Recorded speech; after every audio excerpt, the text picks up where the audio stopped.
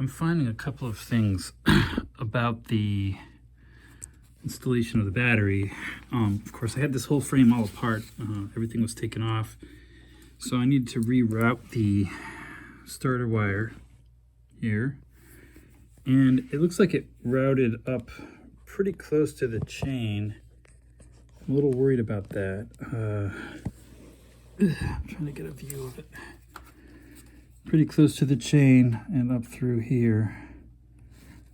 And I'm not so sure I like that, but maybe that's where it's supposed to go.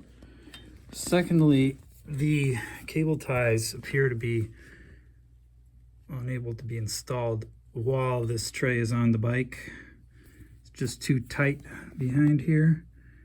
And ditto with feeding the vertical cable tie through that top part. There's no way to do that while it's on the bike. So I thought I would feed it around through back here. That would hold the battery on, no problem. But I think I'm just going to take off the tray and install the battery and then put the tray back on. I wonder what you think about that. Thank you. I'm getting close.